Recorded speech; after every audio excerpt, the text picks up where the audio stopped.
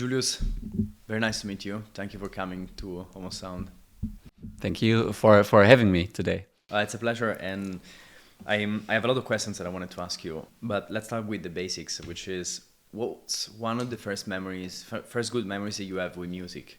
Like one of the first memories that is still a core memory was when I was at a kind of so where I'm coming from. There is every year a carnival, and there are groups with only big drums that are playing their own version of famous pop songs and super loud trumpets and big drums.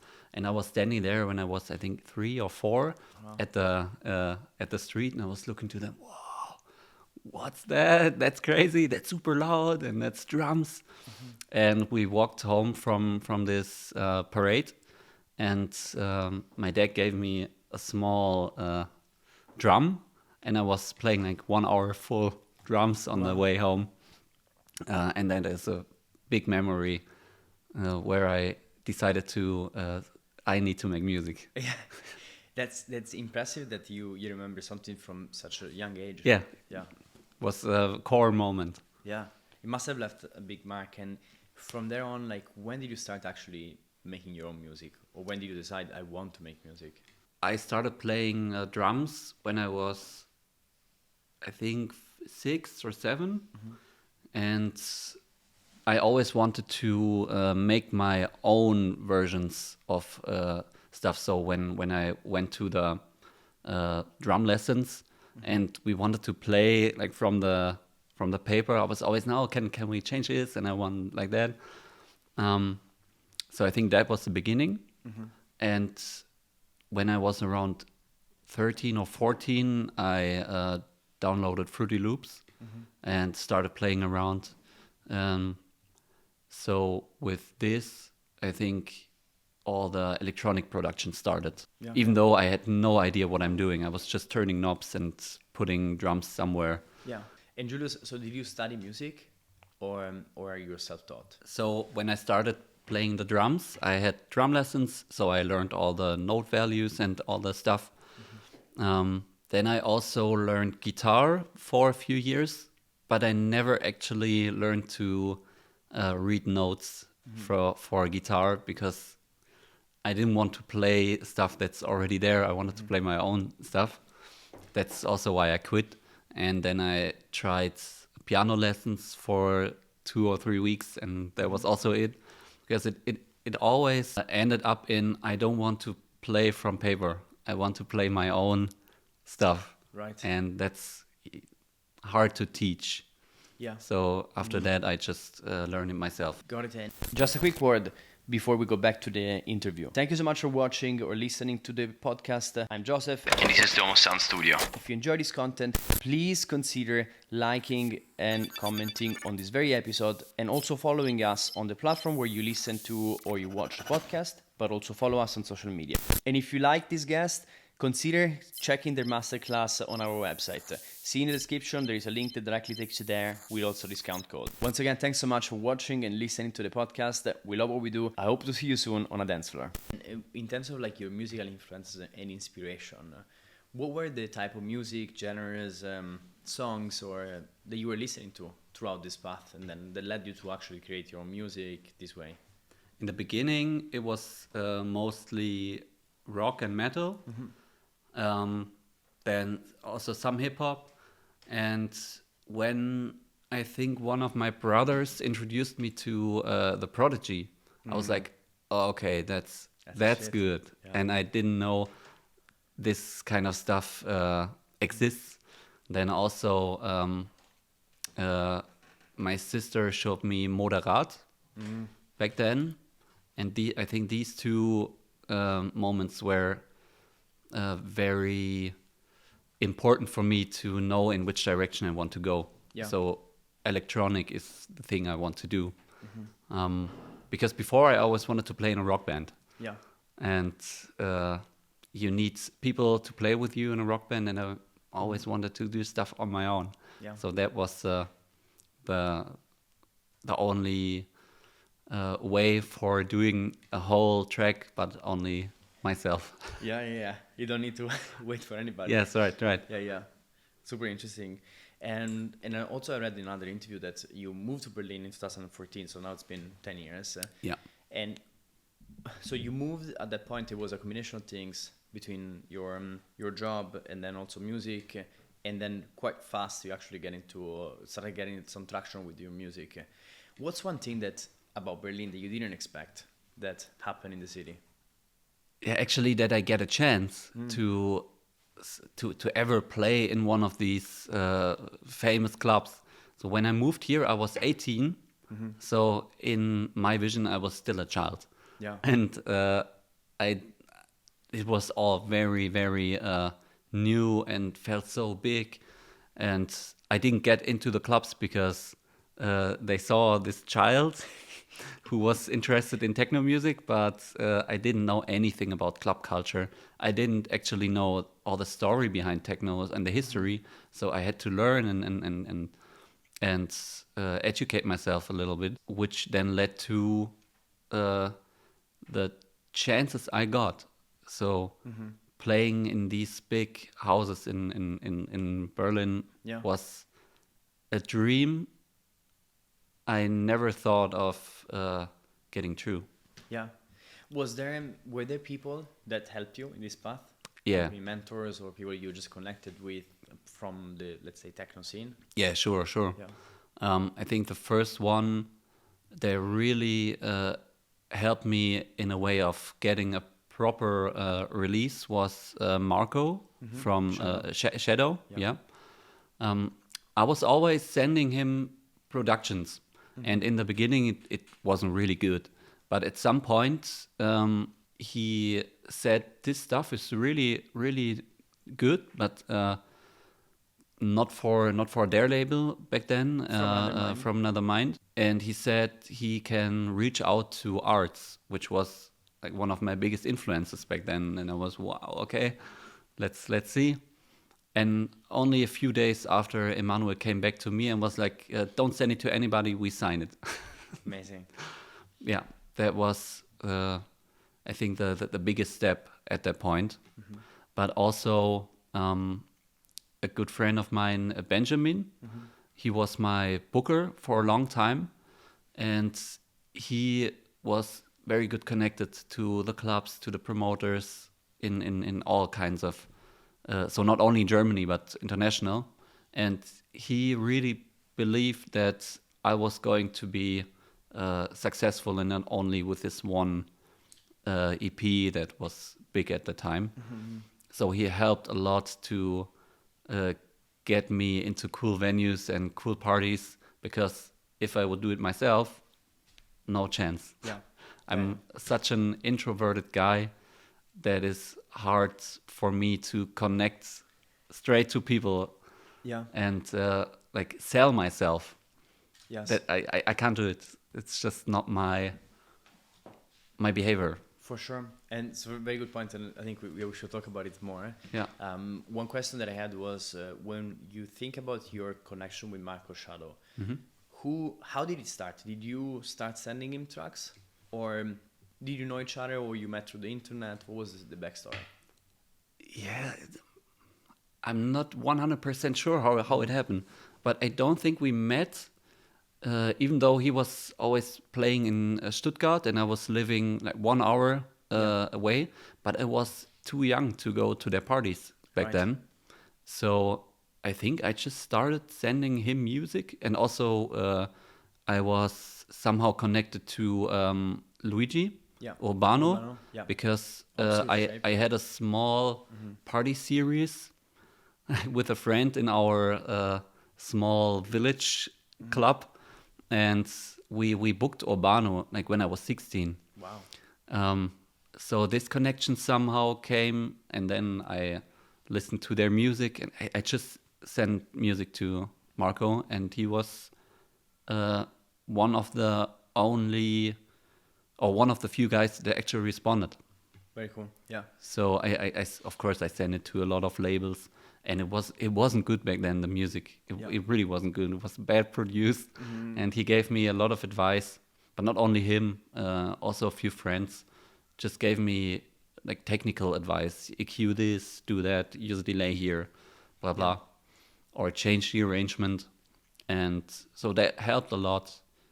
Yeah, very interesting. And I think, I mean, Marco, extremely nice person, I know him as well, and then he's always been super nice with me as well. Great person. I think the interesting part is that you're an introvert, but you actually took the action of sending him, like sending not demos but like tracks, and you send them to other people, and then he was kind enough to actually give you feedback and listen to the stuff. I mean, I'm not introverted on the internet. Yeah, tell me more about it, because we briefly talked about it just before we started recording, but tell me more. So you are mostly introverted, which means when you're around people, your energy gets thrown away. Yeah. And I feel uncomfortable with, like, how do I say, when there's a lot of people that listen to me because they think I have something to say. But most of the time I like to just be around and listen to everybody else and just be there. But on the internet, I can exactly say what I want to say, and I can think 10 times about it and move the words, or if I do a video, I just cut the stuff I don't like. So I feel a lot more comfortable when I have 100% control about what I say. Yeah. And in person, it's harder. Yes. And by the way, like I told you before as well, like when I look at you from the outside, if I didn't think about your DJ name, Introversion, but like I would never think you're an introverted, because also the teaser you did for HoS sound super nice, super thoughtful, very fun, very engaging, and I think what you're saying explains that. So you have time to do that, you don't feel the pressure. Yeah, right. Does that knowing that that video will go out online, does that give you energy or take energy, or you don't really care because you took time to do it? I think it gives energy. It gives, okay. Yeah. Because I like when I make people laugh, or when I reach people in a unconditional way. Yeah. So it's more of it's less energy consuming than anything else. Yeah. It boosts a little bit. Got it. Yeah. So it seems you found your way to actually deal with, like, not let the introversion prevent you from creating connections, sending your music out, and also like giving a chance to your music. Yeah. And for people who are introverted, who are struggling to go out to parties, connect with the local scene, or they don't really feel like they can reach out to other people because they feel like, oh, this takes a lot of my energy, what would you recommend? I always recommend to not do it alone. Like take a few very good friends with you, or do it on the internet like I did. But also these things change a lot nowadays. I also get a lot of messages, and back then it was just less. Yeah. So there was more. The chance was bigger to get a response, I think, than today. But yeah, I think the best way is to make you comfortable in the way of bringing your friends with you that help you having the energy.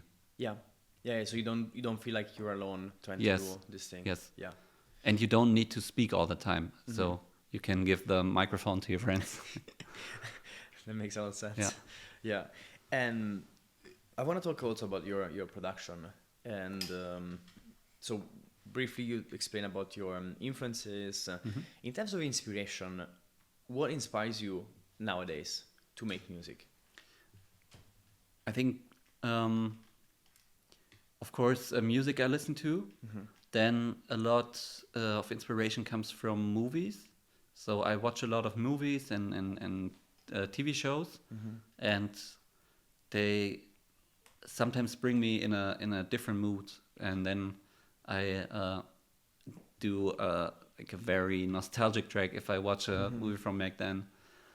But the most inspiration comes from the everyday life. Yeah. I think that's with most of the artists they draw their inspiration from life. And I'm not a very good so I'm not very good at talking about my emotions or my feelings.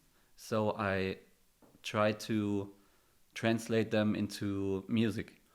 And I think you can hear that my music has a lot more like emotion to it than some other techno, because of all the harmonies and melodies I do, or sometimes like very, very hard stuff. But that's all my emotions getting out of my body. Right. Yeah. And as long as I don't need to talk about it, Yeah. then I can make good music, I think. Yeah. It's your way to, in a way, it's cathartic for you. You process emotions. Yes. while doing Yes. music. Right. I don't know if it's the best way, but I can live with it pretty Yeah. well. Are there recurrent feelings that you feel for yourself when you are creating music and that you try to express? Yes, and I don't know why, but it's a lot of nostalgia. Interesting. Yeah, that's why I try to make my tracks sound like tracks from a few years back, like 20 years back, even though you don't need to do it. Like I always add some noise, I always add some tape saturation and stuff. And it's funny because when I was a child, I mean, there was already CDs. There was already like MP3 got better and better, and I only had a few cassettes, but I still really liked the sound of this stuff, and also vinyl. Yeah. I don't know. It's just maybe the aesthetic, and Yeah. that's why a lot of my tracks sound very nostalgic. Interesting. And you try to add it, we said with tape saturation. So that's Yeah. kind of like, in a way, giving your color to the tracks you make. Yeah, right. Yeah. And because I'm thinking now about some of your previous tracks.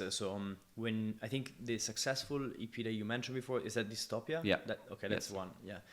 And that was 2015, something like this? Around 17. 17, okay. 17. So a few years later. And how did influence, for example, when you look back at that music and the music you make today, does that feel different? It feels like that's from a different era. It's like 7 years ago. You probably produced it before. How do you relate to your own music compared to then? It changed a lot. Yeah? Yeah, absolutely. Back then, my focus was much more on the big breakdown in the middle of the track, and I wasn't so good at producing back then. I just did what I thought was sounding good, and it somehow worked out. But today I'm going more analytically into production, but not too much. I still do stuff that just sounds good, even though a sound engineer would tell me you never do that. Yeah. But if it sounds good, why not? Just do it. That's why I think today the music is sounding a little more complex. I try to make the tracks not as easy, but still not too complex. So we're still in techno, and it needs to work, and it doesn't need to be super complex. I do different stuff that goes in that direction. But I think the main thing that changed is the complexity of the tracks. So now and also the tempo. Yeah. Tempo changed a few times. It got faster and then slower and faster. Yeah. Yeah. But the underlying feelings, for example, the nostalgia, is that still there? That is still there. Yeah. I never changed that, but because I still like it. So I still like to bring emotions to the dark techno floors. Yeah. Yeah. Like bright moments or sad moments. I don't know. And it's a recipe that still works, and I still like it. Yeah. Yeah, and since it still feels like current to you, like it still feels like it's relevant to you. Yeah. Is there any of your previous tracks that you've released so far that you feel particularly connected with? I thought a long time about that question, and there is not like one specific track, but there's one EP that is really like where I put really a lot of emotions inside. That was the Memories EP on Arts.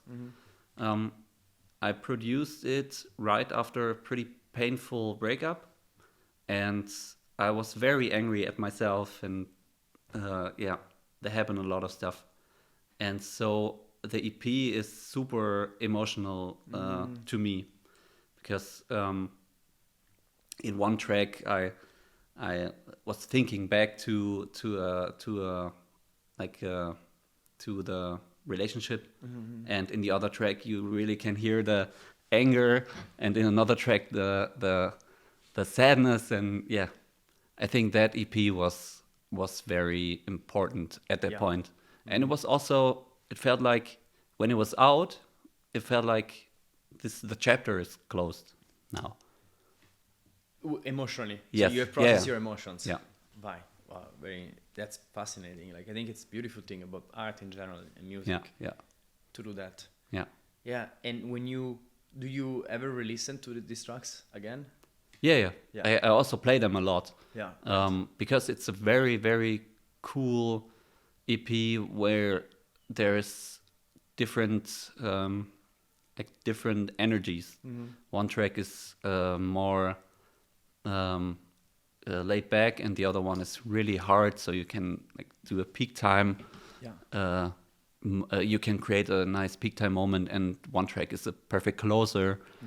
So yeah, I still play it a lot. Like, you still feel the emotions come up, but they're like kind of distant from you. Let's say like this, I don't feel the emotions like back then, but I feel the yeah, it's hard to describe. So I feel pretty good when I play it, because I know this chapter is closed, and I'm not angry anymore, and so when I play it, it's more like a reminder of the good times. Yeah. Because I worked it out. And I have another question. That one of the tracks, I think, is the track that made me discover your music back then. There was a married old man. Do you remember? You remember the track, right? And what's behind the name? I actually get asked that question a lot when I play somewhere. Everybody's like, "What is that track name? Who's that married old man? What the fuck?" As I told you before, I'm not good with words. So I was using that sample, which is actually pretty well known. I just discovered it on YouTube. It's the Mystery of Bulgarian Voices, a Bulgarian women core. Yeah. And it was a folk song from Bulgaria. And of course, I don't speak Bulgarian. I have no idea. And when I produced it in 2016, so it came out in 17, all the internet translation apps weren't at that point at like now. Yeah. And so I just took the whole lyrics from that folk song, put it into Google Translator, and said, what are they saying there? And it was a weird song of like a group of people dancing, and one man was reappearing, and he was an unmarried old man. And I was like, that's so weird. Wow. I like it. Yeah. This only I just copied that part from the original lyrics and translated it to English, and that was a man that wasn't married. Yeah. So easy as that. Pretty simple. I wonder how many people add their own interpretation or ideas or assumption of what it could be, right? They always ask if I am an unmarried old man. I'm like, guys, no. It's so interesting. Yeah. And I have another question about perhaps your dystopia EP, because you said also this brought attention to you and helped you also get gigs. I read in another interview they were saying, okay, this really helped me to get on the world map and get bookings. Do you think the confidence that you have in your music, changed after that? Yes, Yeah. definitely. Before, I was extremely unconfident with my music, even though I had 2 releases before, which were only digital, and the recognition was okay, and I got also cool feedbacks. But after that EP, I was sure, okay, the things I do aren't that bad as I think, Yeah. because people like it, even though I'm not a professional producer. There was also a time where I was studying sound design, so I got better and better and better in producing, and just knew what I'm doing. So after that, I was more confident, but not like perfectly confident in what I do. Yeah. Did that translate in your perception of in how you see yourself in terms of professional DJ, right? So from there on, do you think, okay, now I can be a professional DJ as a career perspective or long term? No, no, actually not. I was just thinking it's really nice to make some money with my hobby. Yeah. But I never thought that I can like make a living from that. Yeah. So I was always working at some side jobs. And you still do, right? So you still have another side job. You Yeah, still yeah, work. right. Yeah, yeah. And do you think, for example, if you think about your next 5 years or 10 years, do you ever assess the idea or consider the idea? Oh, maybe at some point I will be for some years full-time artist, full-time DJ. I was Yeah. I was actually doing that. I think 2 years, 2018 and 19. I'm not sure if it was only that area, because sometimes I started working in the job and Yeah. then quit, and like it just wasn't consistent enough to be 100% artist. So I think I changed my mind a lot on that topic. That's why I think in 5 years, if I would try to make it 100% artist, then I need to also do a lot of other stuff than only playing DJ sets and producing music. Like- Related to music, you mean? Like to Yeah. support you financially? Yes. Yeah. Yeah. Yeah, yeah. Yeah, I think, I mean, it's normal. And this, for example, do you feel right now free to express yourself with music? Yes. Yeah. Yeah, a lot more. When this Dystopia IP got so big, I was extremely like pressured to make the next EP even bigger or Yes. even better, and it doesn't work like that. I produce so many tracks, and I always send it to Emmanuel then, because we were like right after this EP got so big, he was like, okay, now let's do a next one. But he was never pressuring me. It was myself doing the pressure that it needs to be better. And it didn't work out. So it took me, I think, nearly 1 year to make one 4-track EP. And all the stuff I was trying to do was like a bad copy of the first EP. And at the point where I started to say to myself that the tracks that were so good were they were produced in a time where I didn't think about it. So I tried to get myself back into their mood and did something completely different. That's when the track Laika started, where it started with a breakbeat and a broken beats techno track, which then, after arranging and doing 5 versions, ended up in a really nice intro and then a big time techno, kind of techno trance banger. Yeah. And it was different than the stuff before, but still the signature sound, and people liked it. Yeah. So I had to free myself from the pressure. What helped you free yourself from the pressure? Was it just internal, or did you get help from someone else to get you unstuck? No, it was just thinking and also failing at so many projects that led me to the point do something different, and then it worked out. And also going out at that time. So I was going a lot to Griesmühle and played there a few times. Also, I was going to all the other clubs in Berlin, and it helped to free my mind from that EP that I did. Getting stuck. Yeah. Were you receiving at the time, let's say, I don't know, perceived social expectations? So, for example, I don't know, you go to Griesmühle, you meet other people, other producer and the fans, and they're like, "Oh, you are introversion from Dystopia."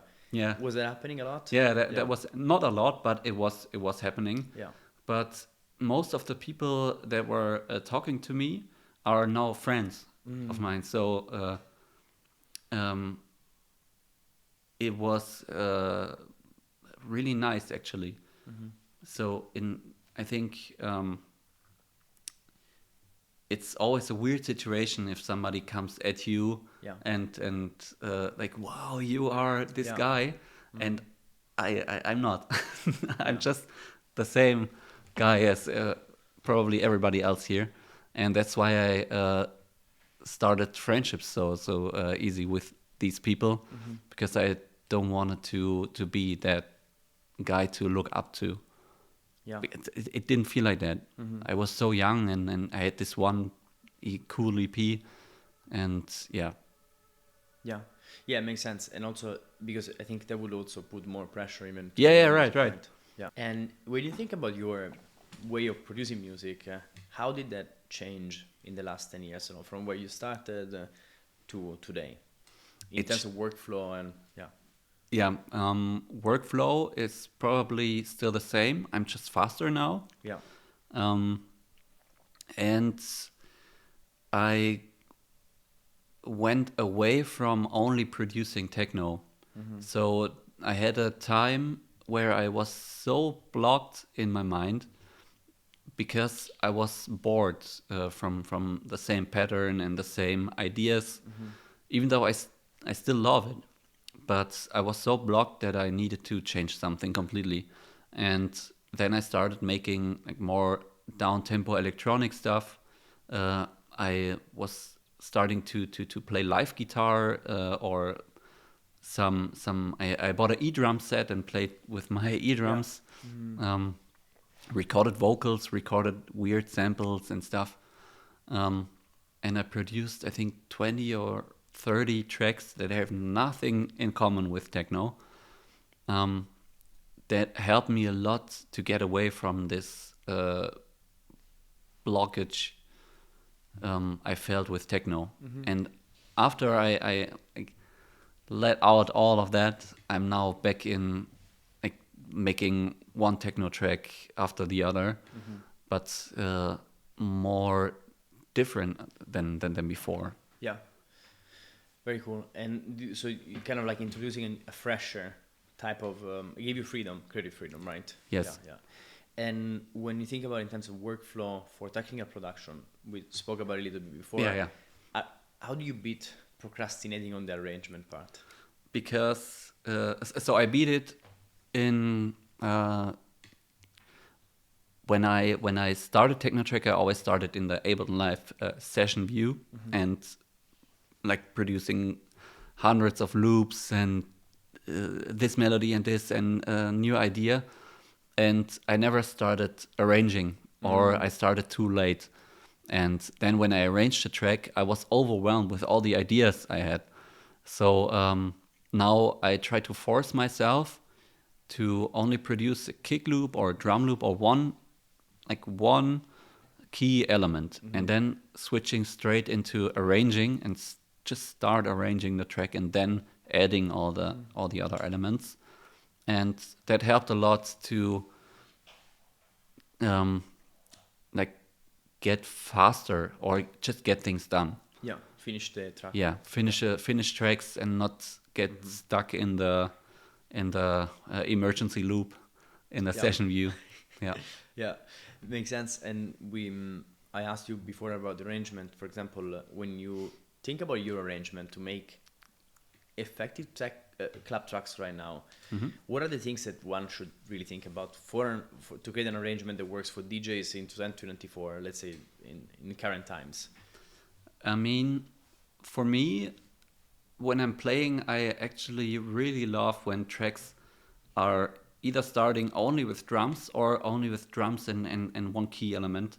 So you can easily mix them. And also when in the end, or maybe sometimes right in the middle, there is a part where you can make a good loop and then mix into another track. So to have a few parts in the track where you can mix in and mix out easily. But I don't know if it only appears to me because I play so many melodic tracks, and to try to play in key is not always possible. So I like when I can mix a track with a lot of melody into a super tooly track and go from there into the next. It makes it more easy or easier. But I think it's still a good thing to tell to other producers. Yeah, to think about it also in terms of where the track is going to be played, like what's the use and. Yes, right. Yeah. Right. And you did a masterclass from HoS Sound recently, and you talk about production on different elements. You use a lot of melodies as well, and low end is really well crafted. If I think about producing a track, like what should I think about in terms of balancing melodies and the low end? Let's say the low end is important for club tracks. Melodies, if you want to construct on them. Yeah. Do you prioritize melodies and the melodic parts, or you prioritize the low end and you build a melody on top? I always prioritize the low end because when I listen to tracks and they don't catch me after maybe 2 or 3 seconds, I skip. That's why I need to have a really proper low end in the beginning to catch the to catch a listener, and then I build the melody on top. But there's also rare cases where I start with a melody and then produce the kick, but then you have to tune the kick, and I'm not very good at that. So easiest way is to start with a very nice low end and then build on top. Yeah, and there is another thing that I think you talk about in the HoS Sound, which theoretically doesn't make sense. Putting a reverb on the kick, right, to get a rumble. Why do you think it doesn't make sense for a lot of people theoretically? And how do you actually use it in a way that makes sense for the low end? I see very, very, very many producers using the technique. Yeah. So when I studied sound design, they were telling this stuff. So don't use a reverb on bass, don't use a reverb on kick.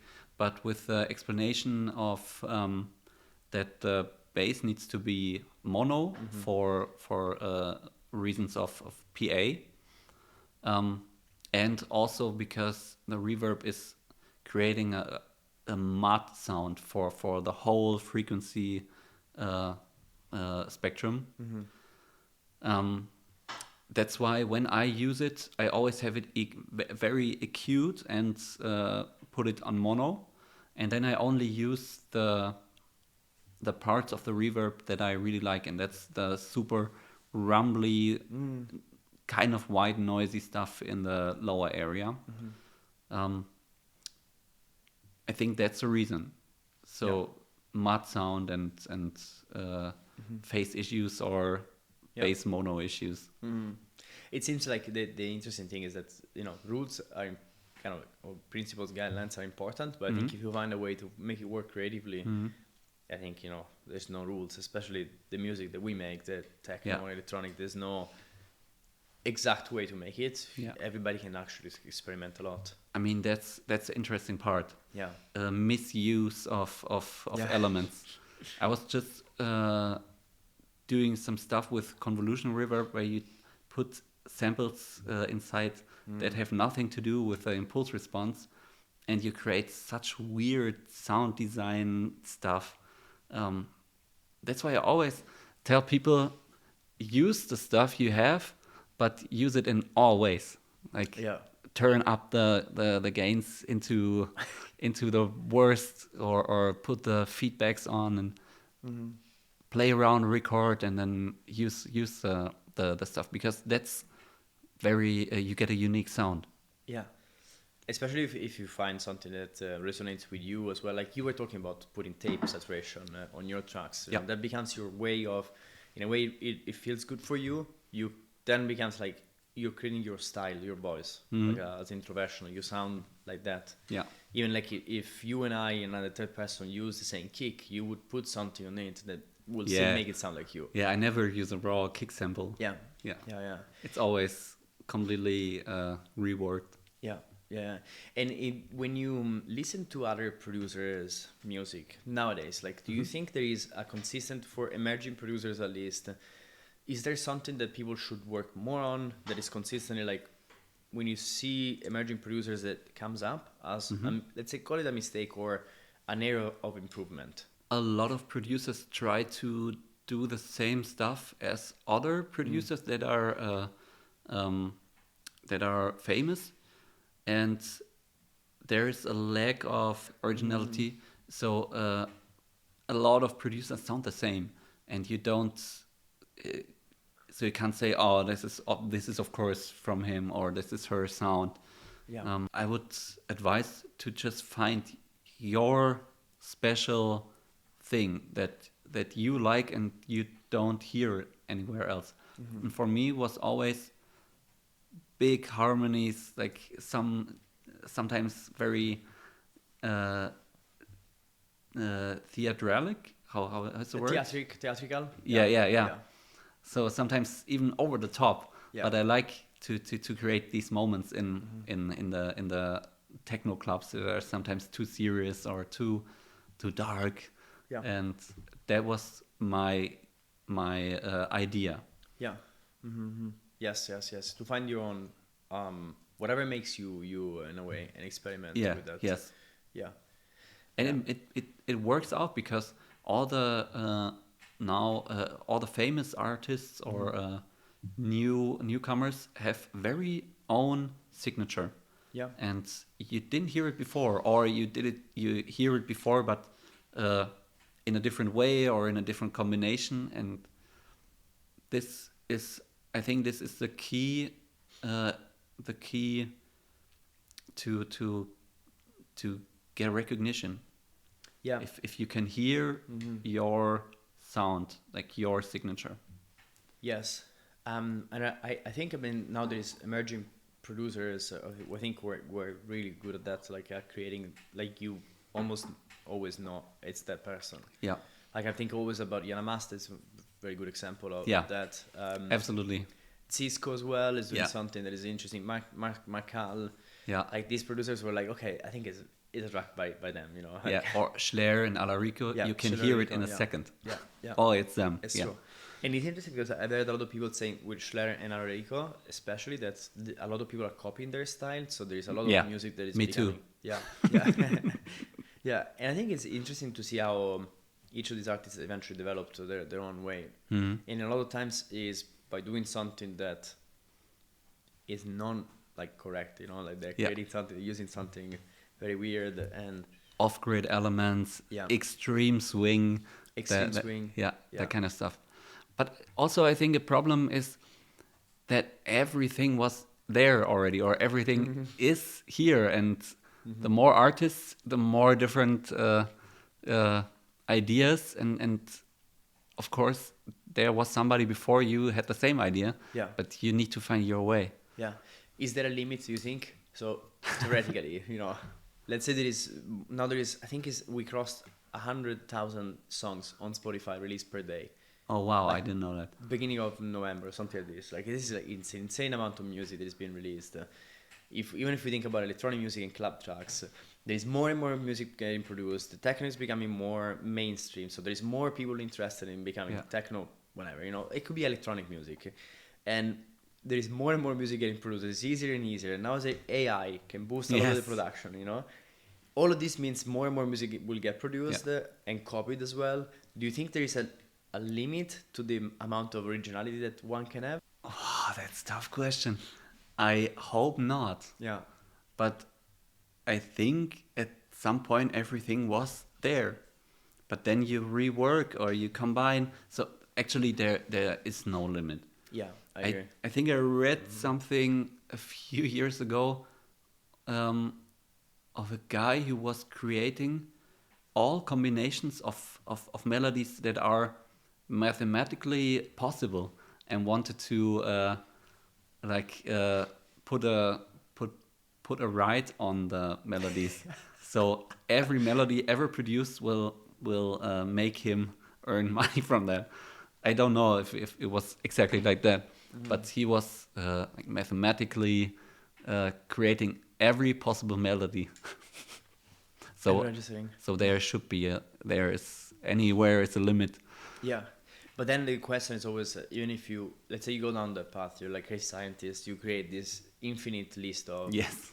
and written Melodies. music or melodies, right? You can still like, how do you? There's no limit to that because the combinations are in theory infinite. Yeah, I don't know. Even there, if you change the like counting pattern from 4 to 3 or something, Signature changes and then yeah, changes. It's a different thing. Yeah, so possibly there is no limit actually. Yeah, yeah, it's an interesting, fascinating philosophical question. And the another related question, you released on a lot of you did a lot of releases, arts of course, Macatao, your label, Yeah. you have other releases. Do you think an artist should pace themselves and then say I only release 4 tracks, 4 EPs per year, or if you're an artist that makes a shit tons of music, assuming the music is good enough, should you pace yourself and then say okay, no, I don't need to release so much? When I was starting, I was pacing and I was trying to not do too much. I think it changed nowadays. So the more, the better. I still try to find a way in between, like try not to release too much in like next to each other. But I can't think of a general advice. Yeah. So if the music is good, it should be recognized, even if there's a release every month. Yeah. But I don't really know what's the right way. Yeah. Today with Spotify, it's also better to have not EPs but only singles, like Yes. singles out, and then you can do more singles, and every track has its time to shine. I still do EPs with 3 or 4 tracks and a remix or something like that, but maybe it's starting to get old school to have this concept. Of But it's, EPs, I just like it to have 3 or 4 tracks that are really good, and to make them shine. Yeah. To have a concept that is consistent. Yeah. Yeah. When your label Macatao, what's the concept behind it and the plan? I was tired of sending music to labels and get either no answer or just like a plain no, we don't like it. And at some point I was thinking of, I want to do it myself, I want to have the full control, I want to decide how the cover looks, I want to decide which stores it's on, and I want to decide which tracks are the best combination. And that was why I started the own label, also with the idea of showcasing that I can do more as only techno. So I start with a like peak time techno EP. The next one will be much more trippy and a little different. And at some point I want to make a full album with only all the stuff I was producing at that time when I was so blocked. And that's completely different. And also, I don't think it will be on vinyl then, because it's stuff to listen to back home. It's not for club use. Yeah, but the main point was to have full control over everything, and do it on myself, and Yeah. I decide when the release is and what people I take with me. Yeah. Do you plan in advance? Yes, Yeah. yeah, but not too much.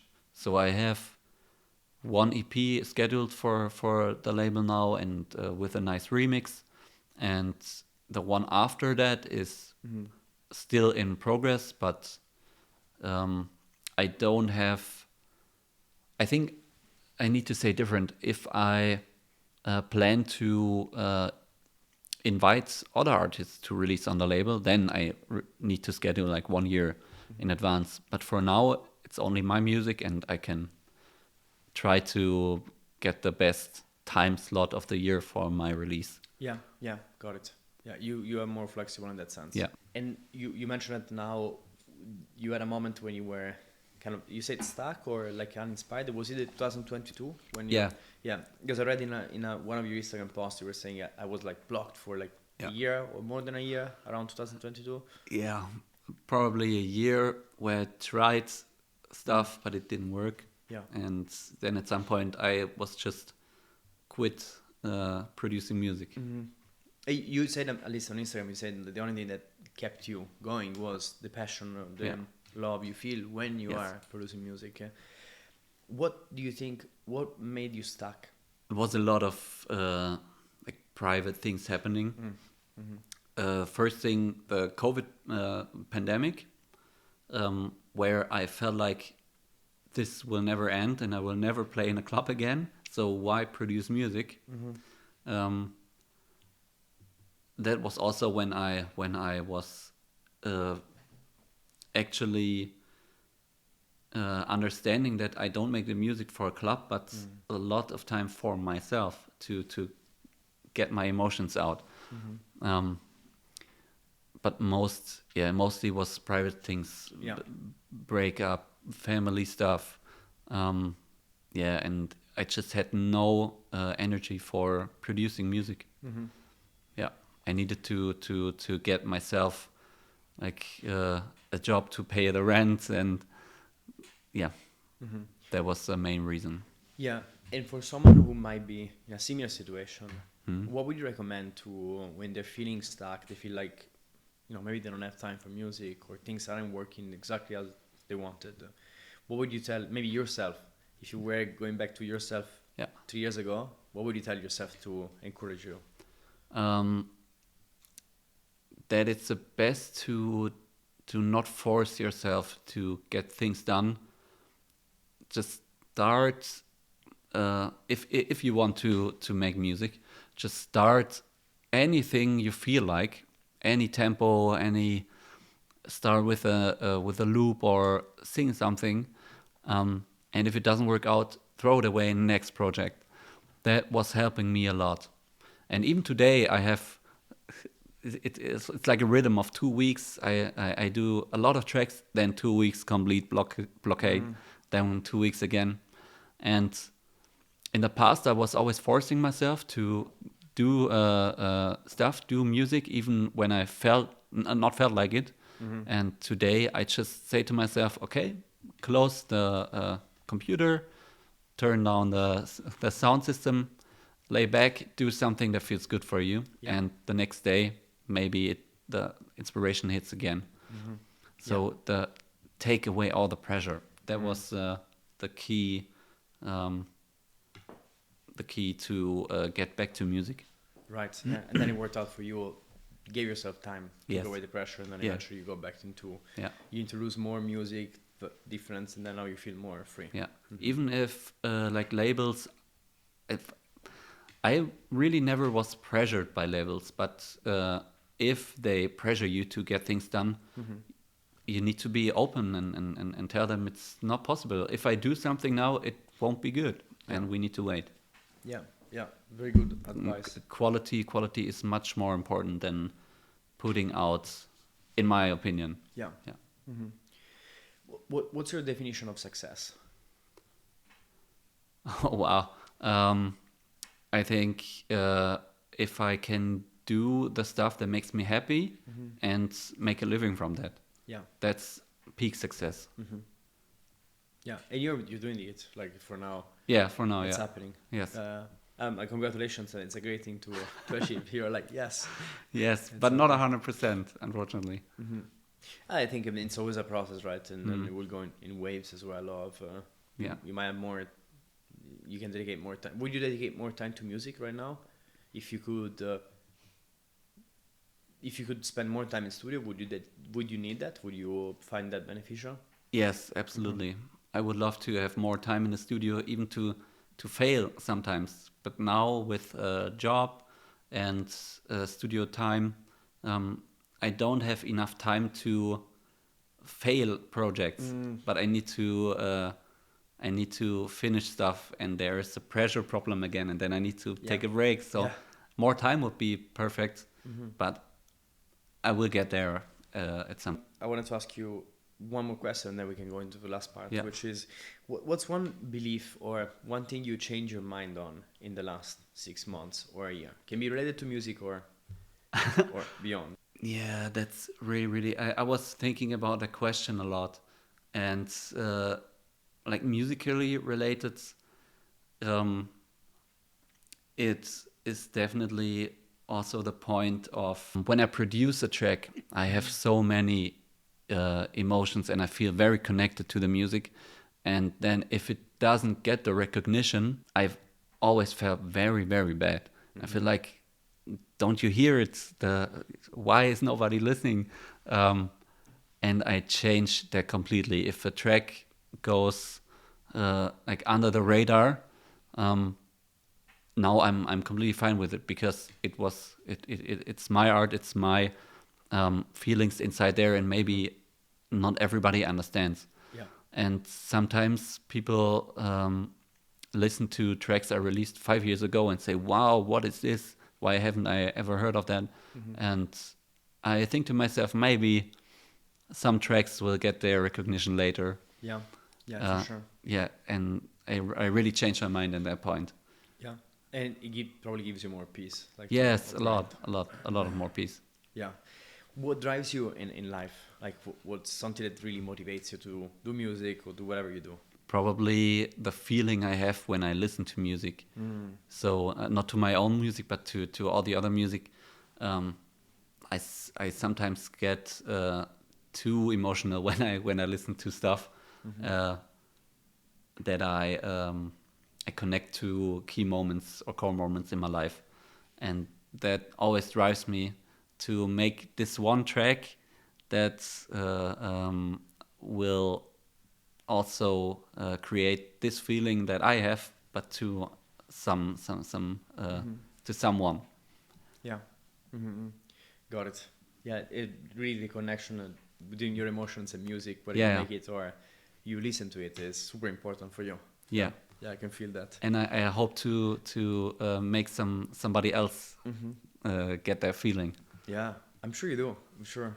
Maybe, I don't know. A couple of last questions. What's something that people assume about you or tend to assume that is not true? Actually, that I make a living from music. It never worked 100%. Yeah. And when I play right now I don't play a lot.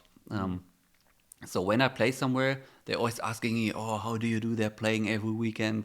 And I'm like, "This is my only gig. This is my only gig this month." And they, "Wow, what? How does it work?" I'm like, "Yeah, because it's just like that right now." Yeah. And it's much more peaceful for me to really enjoy that one nice gig. But people always think I'm like touring every weekend. I'm only doing music, but this changed. Yeah. Very interesting. And if you had to choose one closing track for the rest of your life for the DJ set, what would that be? It would be Last Voyage from Code 6. Like an alias from Joey Beltram. Very nice track. It was created before I was born, from 1993, and it's just a perfect closer. Like 3 minutes, very long drum intro, and then extremely big trancey pads, but not cheesy, but super emotional. Very And interesting. to close down a venue is perfect. Last Voyage by Code 6. Yes. Yeah, I'll check it out. what's a guilty pleasure track of yours that you will never play in a set? Ooh. Um, oh wow, there are a lot actually, and a few of them I already played, but a guilty pleasure track I will never play. Oh yeah, there's a track. There's a theme park in South Germany. Like I was living 1 hour from there, and they had a big ride, a dark ride roller coaster with a super trancy soundtrack, and that track is like if I would play that would be weird moment. Yeah, I think. yeah, yeah. It's from, I think it's called the artist is Stark Fader, and the track name is something with Eurosat. Yeah, yeah. Yeah, I can imagine from like the name already. 90s trash trance, but super nice. Yeah, Yeah. yeah. I'll check that out too. Yes, Yeah. please. Would you rather play in front of 10,000 people that are all strangers, you don't get the chance to speak with them, but it's a massive stadium, or do small house party for 20 friends? 10,000. 10,000? Yeah, because if you play in front of your good friends, they are the most critic about what you play, and they are watching like how is he doing. Because all of my friends have something to do with music, so 10,000 people, I can just do my thing. Yeah, no And pressure. I am actually not so nervous to play in front of a big audience. I'm always way more nervous to play in front of a small audience because you can see the faces, you can see if they like it or if they don't like it. So 10,000, no problem. Yeah, yeah, yeah. If it would ever happen. You're more free. You have no pressure. Yes. Yes. So interesting to see how a lot of people have a different answer for this, and then some people, many people actually say the same thing. Like, Yeah, your really? friends are the most judgmental. Yeah, they are judging. Yeah. Who is an artist? It could be a musician or not, dead or alive, that if you were to get stuck on a deserted island with for a week, Yeah. you would like to be with? It's probably Mode Selector. Two guys. For one reason, they are extremely funny. I really like their way of production and their mindset on creating music. Yeah. And we could talk German. Yeah. Yeah, no problem. On a Very desert cool. island, you should really focus on what's important. I'm sure they would be super funny to Yes. interact with. Yeah. Any other projects or things you're excited about that you want to share? My next EP on Makatao will be like different music, but super deep, some melodic stuff with a very nice remix by Disguised. Yes, Cool. That's going to be really big. Yeah, looking forward to hearing that. And we have a closing tradition, which is we ask everybody to tell us what question we should ask the next guest without knowing who they're going to be. Yeah, because I was changing my mind on this whole coping process. If a release gets completely under the radar, how do you cope with the moment you release a track where you put all your heart in and nobody hears it or nobody's recognizing this track? How do you cope with that? I love the question. And there's a question for you, which is, are you free in your art? Right now, yes. Before, I sometimes felt a little in a cage I put up myself. Like, you only need to do this because this works. Now I'm completely free because I just do what I like. And that's much better than before. Very good. Yeah, great. Great to hear. And Julius, thank you so much for being with us. It's been a great chat. Thanks Super for inspiring. having me. Yeah, thank you. Pleasure. Thank you.